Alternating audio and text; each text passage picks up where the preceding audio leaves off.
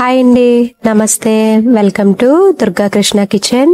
ఈరోజు మనం వీడియోలో రవ్వ బెల్లంతో కేక్ ఎలా ప్రిపేర్ చేసుకోవాలో చూసేద్దామండి. టేస్ట్ అయితే చాలా బాగుంటుంది. అన్నీ ఇంట్లో ఉన్న వాటితోనే చాలా ఈజీగా ప్రిపేర్ చేసుకోవచ్చు. పిల్లలకి అయితే చాలా బాగా నచ్చుతుందండి. ఒకసారి మీరు ఎలా ప్రిపేర్ చేసి పెట్టండి, మళ్ళీ మళ్ళీ కేక్ చేయమ్మా అని అడుగుతారు. అంత బాగుంటుంది టేస్ట్.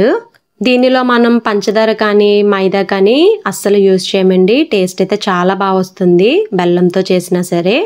వీడియోలోకి వెళ్లే ముందు మన ఛానల్ని చాలా వరకు సబ్స్క్రైబ్ చేసుకోకుండానే చూస్తున్నారండి. దయచేసి సబ్స్క్రైబ్ చేసుకోండి. అలానే ఈ వీడియో గనక మీకు నచ్చినట్లయితే ప్లీజ్ లైక్ చేయండి, షేర్ చేయండి, కామెంట్ కూడా చేయండి. మీరు లైక్ చేయడం వల్ల ఈ వీడియో అనేది మరికొంతమందికి రికమెండ్ అయ్యే ఛాన్స్ ఉంటుంది.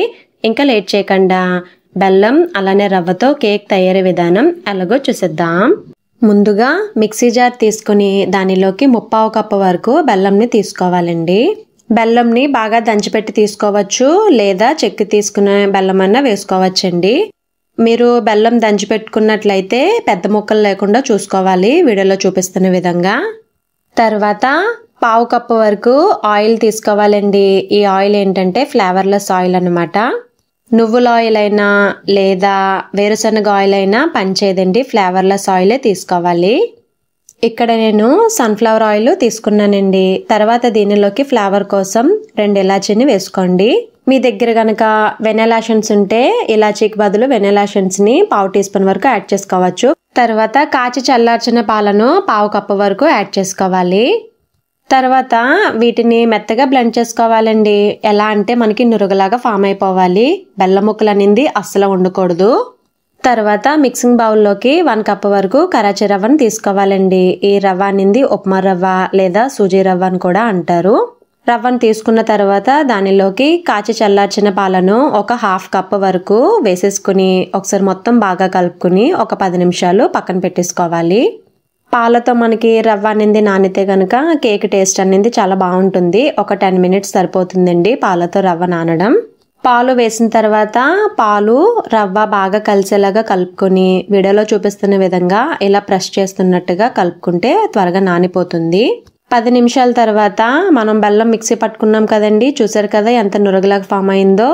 దీన్ని నానబెట్టుకున్న రవ్వలో వేసేసుకోవాలి. లైట్గా పాలు కూడా వేసుకోవాలి, ఎక్కువ వద్దు. తర్వాత దీనిలోకి 1/2 టీ స్పూన్ వరకు బేకింగ్ పౌడర్ అలానే 1/2 టీ స్పూన్ వరకు బేకింగ్ సోడాను యాడ్ చేసుకోవాలి. మీ దగ్గర బేకింగ్ పౌడర్ బేకింగ్ సోడా కనుక అవైలబుల్గా లేకపోతే మీరు ఆ ప్లేస్లో ఈనో పౌడర్ ఉంటుంది కదండి, ఆ పౌడర్ని యాడ్ చేసుకోవచ్చు. 2 స్పూన్లు పాలలో ఒక 1/2 టీ స్పూన్ ఈనో పౌడర్ని కలుపుకుని ఆ పాలను యాడ్ చేసుకుంటే సరిపోతుందండి. తర్వాత టేస్ట్కి తగ్గట్టుగా సాల్ట్ని కూడా యాడ్ చేసుకోవాలి. 1/2 టీ స్పూన్ వరకు సాల్ట్ యాడ్ చేస్తే సరిపోతుందండి. తర్వాత వీటన్నింటినీ ఒకసారి మొత్తం బాగా కలుపుకోవాలి సేమ్ డైరెక్షన్లో. కేక్ బ్యాటర్ ఎప్పుడు ఒకే డైరెక్షన్లో కలపాలండి. ఎలా పడితే అలా కలిపేయకూడదండి. ఒకే డైరెక్షన్లో కలుపుకుంటే కనుక మనకి ఎయిర్ అనేది ఫామ్ అయ్యి కేక్ అనేది మనకి బాగా పొంగుతుంది. ఒకవేళ మీ దగ్గర బేకింగ్ పౌడర్ లేకుండా బేకింగ్ సోడా ఉంటే కనుక, అదేనండి వంట సోడా, అది ఉంటే కనుక ఒక 1/2 టీ స్పూన్ వరకు యాడ్ చేసుకోవచ్చు. బేకింగ్ పౌడర్ లేకపోయినా సరే. బాగా కలుపుకున్న తర్వాత ఒక 20 నిమిషాలు పక్కన పెట్టేసుకోవాలి. ఇది 20 నిమిషాల తర్వాత అండి. చూసారు కదా కన్సిస్టెన్సీ వీడియోలో చూపిస్తున్న విధంగా ఉండాలి. మరి పల్చగా ఉండకూడదు, అలానే మరి గట్టిగా ఉండకూడదు. తర్వాత కేక్ ప్రిపేర్ చేసుకునే గిన్నె తీసుకుని దానిలోకి ఇలా ఆయిల్ అప్లై చేసుకుని లైట్గా గోధుమ పిండిని జల్లుకోవాలండి. దానికి బదులు మీ దగ్గర బటర్ పేపర్ అవైలబుల్గా ఉంటే దాన్నన్నా వేసుకోవచ్చు. వీడియోలో చూపిస్తున్న విధంగా కన్సిస్టెన్సీని వేసేసుకోవాలి. కేక్ బ్యాటర్ వేసిన తర్వాత ఇలా గిన్నెను 2-3 సార్లు ట్యాప్ చేసుకోవాలి. తర్వాత ఇలా చిన్నగా కట్ చేసి పెట్టుకున్న డ్రై ఫ్రూట్స్ని మీకు నచ్చింది ఏదన్నా వేసుకోవచ్చండి.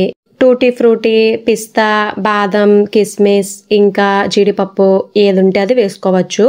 ఇక్కడ నేను బాదం అలానే జీడిపప్పుని చిన్ని పీసెస్ లాగా కట్ చేసి వేసుకుంటున్నా. ఒకవేళ ఇవి వేసుకోకపోయినా సరే కేక్ అనేది చాలా బాగుంటుంది. తర్వాత స్టవ్ మీద ఒక దలసరి గిన్నె పెట్టుకోవాలండి. ఇక్కడ నేను కుక్కర్ పెట్టుకున్నా. ఇలా స్టాండ్ పెట్టుకుని దాని మీద మూత పెట్టేసుకుని ఒక 10 నిమిషాలు హీట్ అవ్వనివ్వాలి స్టవ్ లోలో పెట్టుకుని. ఈ స్టాండ్కి బదులు మీరు ఏదైనా కర్రీ బౌల్ ఉంటుంది కదండి, స్టీల్ది చిన్నది, దాన్ని బోర్లించి పెట్టుకోవచ్చు, లేదా సాల్ట్ వేసుకోవచ్చు, లేదా ఇసుకైనా వేసుకోవచ్చు.